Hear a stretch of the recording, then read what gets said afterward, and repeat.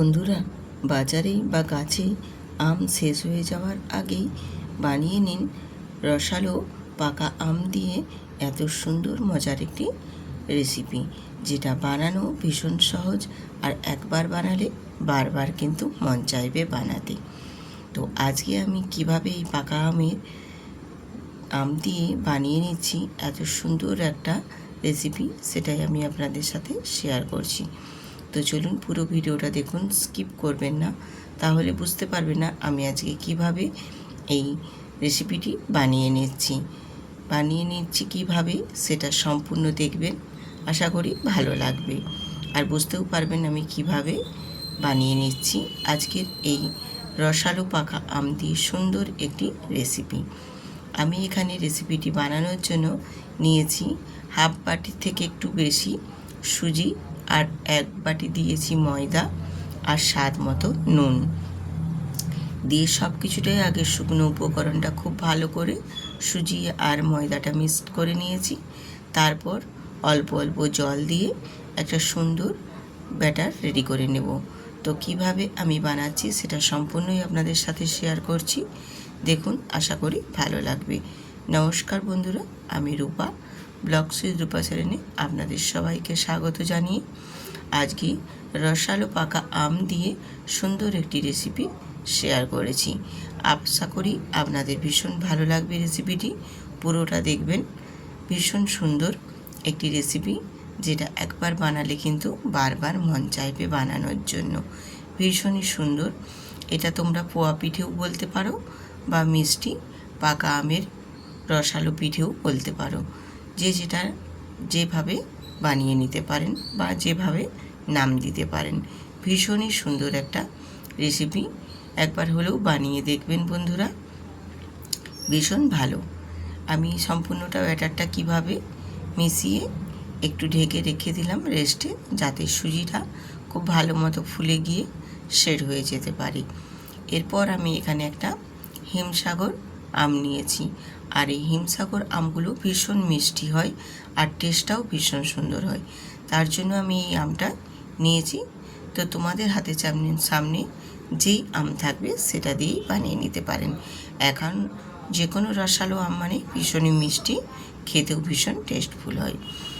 এই জন্য আমি এখানে হিমসাগর আমটা নিয়েছি, যাতে টেস্টটা আরও বেশি ভালো হয়। আর হিমসাগর আমটাকে আমি নিয়েছি, দেখো, একটা ফালি কেটে। আমার এখানে পুরো আমটা লাগবে না, আমার এই একটা ফালি দিয়েই আম দিয়ে সুন্দরভাবে রেডি হয়ে যাবে।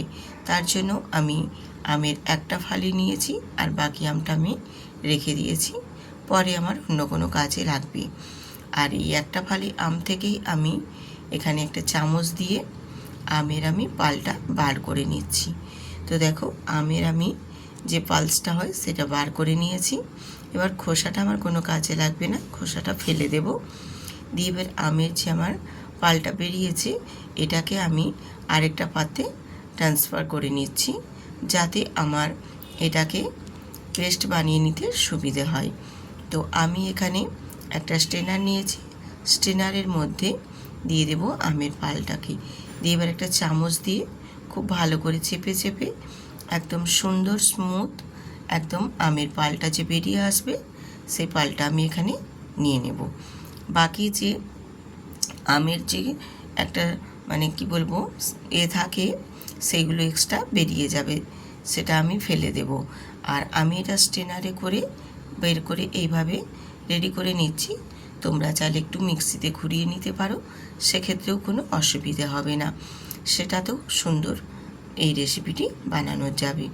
তো আমি দেখো এখানে আমের পালসটা বার করে নিয়েছি। দিয়ে এবারে আমের পালসটাকে বার করে নেওয়ার পর একটু আমি মিক্সড করে নিচ্ছি ভালো মতো। আর কত সুন্দরভাবে পালসটা বেরিয়েছে দেখো, বেশ সুন্দরভাবে একদম পুরো পিওরভাবে আমের পালটা বেরিয়ে গেছে। এবার এটাকে আমি কি করব, আমি যে সুজি আর ময়দার মিশ্রণটা রেডি করেছি, আর দেখো একটু ঢেকে দেওয়ার কারণে খুবই একটু শক্ত ভাব হয়ে গেছে। তো এর সাথেই কিন্তু আমি এই পালসটা আমি মিশিয়ে দেব।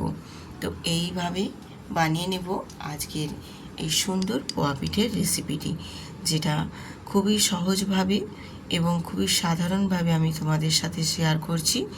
আশা করি যে কেউ দেখলেই এটা বানিয়ে নিতে পারবে। ভীষণ সুন্দর একটা রেসিপি। এই গরমে কিন্তু এইভাবে বানিয়ে নিলে খেতেও ভীষণ ভালো লাগবে। দিয়ে খুব ভালো করে আমের পালসটাকে মিশিয়ে নিয়েছি। আর অল্প একটু বাটিটা ধুয়েও আমি এখানে জলটা অ্যাড করে দিয়েছি। দিয়ে আবারও খুব ভালো করে মিক্সড করে নিচ্ছি। যেহেতু এখানে সুজি আর ময়দার ব্যাটারটা খুবই ঘন ছিল, সেক্ষেত্রে কোনো অসুবিধা হবে না অল্প একটু জল মিশিয়ে দেওয়ার কারণে। আর এই রকমভাবে খুব সুন্দর করে মিশিয়ে একদম আমের পালসের সাথে এখানে সুজি আর ময়দার মিশ্রণটা খুব ভালো মতো মিশিয়ে নিতে হবে। বেশ সব কিছুটাই আমি খুব ভালো করে মিশিয়ে নিয়েছি। এবারে আমি এখানে অল্প একটু চিনি অ্যাড করে দিচ্ছি। আমি এখানে 1.5 চামচ চিনি দিয়েছি। যেহেতু আমার আমটা খুবই মিষ্টি আছে, সেক্ষেত্রে এখানে 1.5 চামচই আমার এখানে মিষ্টির যে পরিমাণটা লাগবে সেটা আমি দিয়েছি। তোমরা চাইলে তোমাদের মিষ্টিটা জেনে বুঝে যেরকম পরিমাপে লাগবে সেই মতো দিয়ে দেবে। দিয়ে মিষ্টিটা চিনিটা খুব ভালো করে মিশিয়ে নিয়েছি। আর চিনিটা মিশিয়ে সময় আমি এখানে অল্প 4 ভাগের 1 চামচের 4 ভাগের 1 ভাগের থেকেও কম একটু এখানে আমি দিয়েছি বেকিং সোডা। বেকিং সোডাটা দিলে কি বলো তো, এই পিঠেগুলো ভেতর থেকে যতটা ফ্লফি সুন্দর হবে, বাইরটা ততটাই মুচমুচে হবে, ভীষণ ভালো লাগবে খেতে। আর কীরকম পর্যায় হবে আমি সম্পূর্ণটা তোমাদের দেখাবো, তোমরা দেখে নিশ্চয়ই বুঝতে পারবে। আর চিনিটাও বেশ ভালো মতো গুলে গেছে, রেডি হয়ে গেছে। এবার এটা এক সাইডে রেখে দিয়েছি। এবারে চলে এসেছি গ্যাসে। গ্যাসটা অন করে এখানে কড়াইতে আমি তেল দিয়ে দিয়েছি। আর তেলটাকে বেশ ভালো মতো কিন্তু একটু গরম করে নিতে হবে। গরম করে নিয়ে তারপর গ্যাসের ফ্লেমটাকে একদম লোতে রেখে অল্প অল্প করে ব্যাটার থেকে 1 হাতা করে ব্যাটার ওই গরম তেলের মধ্যে দিয়ে দেব। দিয়ে একটু ওপর থেকে আলতো করে এরকম তেল ছিটিয়ে দেবে। তাহলে দেখবে বেশ সুন্দরভাবে দুটো পাশই ফুলে একদম লুচির মতো হয়ে ফুলে উঠবে।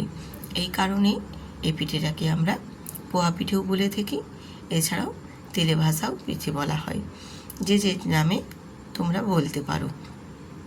তো অল্প করে দেখো একটু উপর থেকে তেল ছড়িয়ে দিলে এইরকম খুব সুন্দরভাবে একদম লুচির মতো ফুলে উঠবে, বেশ ভালো লাগবে।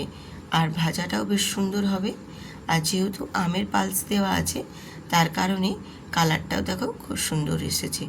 একেবারে পাকা আমের রসালো পালস দিয়ে কত সুন্দরভাবে পোহা পিঠের রেসিপি আজকে আমি আপনাদের সাথে শেয়ার করলাম। দেখতে ভীষণ সুন্দর হয়েছে, কালারটাও যেমনি সুন্দর এসেছে, পিঠেগুলো বানাতেও কিন্তু ভীষণ ভালো লাগছে। এরকমভাবে বন্ধুরা একবার বানাবে বাড়িতে, ছোট থেকে বড় সবাই কিন্তু ভীষণ পছন্দ করবে। আর বানানোটাও যে খুবই কঠিন সেটা কিন্তু একেবারেই নয়। আমি তোমাদের কিন্তু সম্পূর্ণটাই শেয়ার করলাম প্রথম থেকে শেষ পর্যন্ত। আশা করি ভিডিওটা দেখবেন, ভীষণ ভালো লাগবে।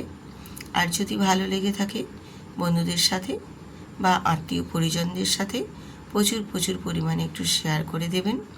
এবং নতুন নতুন বন্ধুরা সাবস্ক্রাইব করে বেল আইকনটি প্রেস করে দেবেন। তাহলে নিত্য নতুন আরও নতুন নতুন রেসিপি দেওয়া মাত্রই সবার আগে পৌঁছে যাবে আপনাদের মাঝে। আপনাদের সাথে কথা বলতে বলতে আজকে আমার পুরো একদম পিঠেগুলো সম্পূর্ণ বানানো রেডি হয়ে গেছে। আর বানিয়ে নিয়ে তারপর আমি চলে এসেছি।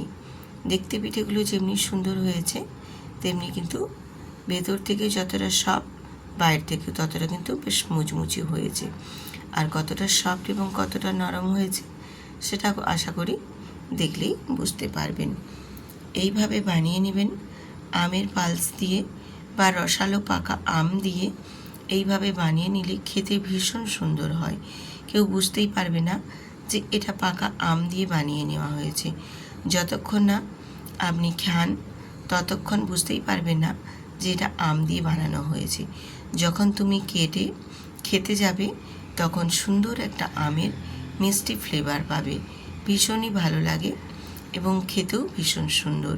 একবার হলেও বন্ধুরা বানিয়ে দেখবেন, অসম্ভব সুন্দর হয় আর বানানো কতটা সহজ আর কতটা ইজি সেটা নিশ্চয়ই আমার বানানো দেখেই বুঝতে পারছেন। তো আর বেশি কথা না বাড়িয়ে বন্ধুরা এখানে ভিডিওটি শেষ করছি। যদি ভালো লাগে অবশ্যই পাশে থাকবেন, কিন্তু একটি লাইক দিয়ে ভিডিওটি কন্টিনিউ করে সাবস্ক্রাইব করে বেল আইকনটি প্রেস করে দেবেন। আজ এখানেই শেষ করছি। সবাই সুস্থ থাকুন, ভালো থাকুন। আবার আসবো এইরকম নিত্য নতুন আরও সুন্দর সুন্দর রেসিপি নিয়ে আপনাদের মাঝে। আজ এখানেই রাখছি। টাটা।